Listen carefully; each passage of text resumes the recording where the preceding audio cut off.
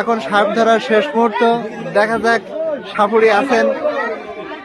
সাপ দেখা গেছে, ইতিমধ্যে সাপ দেখা গেছে। সাপ ধরার শেষ মুহূর্ত, চলছে অভিযান।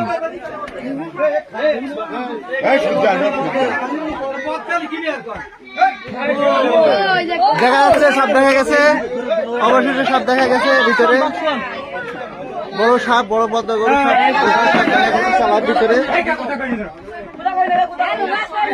এখন এই দেখা গেছে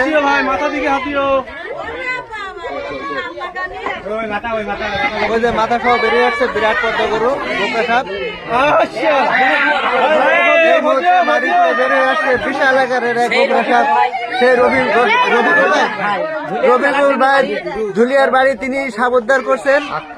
এটা গোবরদাড়ি গ্রাম, সাতক্ষীরা জেলার অন্তর্গত ফিংড়ি ইউনিয়নের গোবরদাড়ি গ্রাম থেকে রফিকুল ভাই সেই সকাল থেকে অক্লান্ত পরিশ্রমের মাধ্যমে মাটি খুঁড়ে শেষ পর্যন্ত ঘরের ভিতর থেকে এই গোবরা সাপকে উদ্ধার করেছেন, যা একটি খুবই মারাত্মক এবং ভয়ঙ্কর সাপ, যেটি এই মুহূর্তে উদ্ধার করা হলো। এই মুহূর্তে উদ্ধার করা হলো রফিকুল ভাইকে অনেক ধন্যবাদ। রফিকুল ভাইকে অনেক ধন্যবাদ জানাচ্ছি। এখন এলাকাবাসী সবাই আছে দাঁড়িয়ে।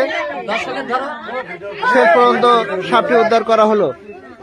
দীর্ঘ অভিযান, প্রায় 3 ঘন্টা অভিযান শেষে সেই বিষাক্ত সাপটি উদ্ধার করা হলো।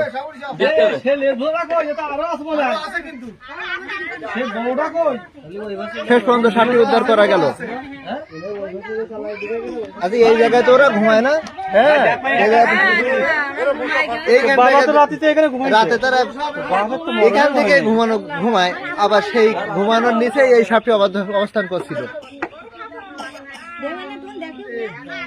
এই মুহূর্তে সাপটি বাক্সবন্দী করা হলো।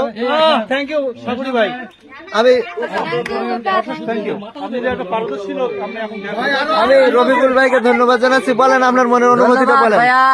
এই 3 ঘন্টা 3.5 ঘন্টা অভিযান চালাইয়া এই সাপটা ধরলাম গৌরডাড়ি ইউনিয়নের ভিতরে। আমার বাড়িটা চালারডাঙ্গি ধুলিয়ার। অনেকেই আমার চেনে, অনেকেই বলে যে ভাইরাল রফিকুল ভাই। এখনো ভাইরাল হতে পারিনি ভাইয়া, আর হচ্ছে ভাইয়া। খুব সুন্দর কায়দায় সবাই, যদি কোনো জায়গায় সাপ দেখা যায় বলুন, যদি কোনো জায়গায় সাপ দেখা যায়, হ্যাঁ রফিকুল ভাইকে সংবাদ দিলে কোথাও জায়গায় সাপ দেখা যায় ফলো করবেন সবাই। আপনার নাম্বারটা দিয়ে দেন। নাম্বার পরে দিবানে, এর সাথে অ্যাডে দিবানে নাম্বার। আচ্ছা ঠিক আছে, আমি ওর স্ক্রিনে দিয়ে দেবো। আচ্ছা ধন্যবাদ সবাইকে ভাইয়া। ঠিক আছে, অনেক ধন্যবাদ ভাই, অনেক ধন্যবাদ।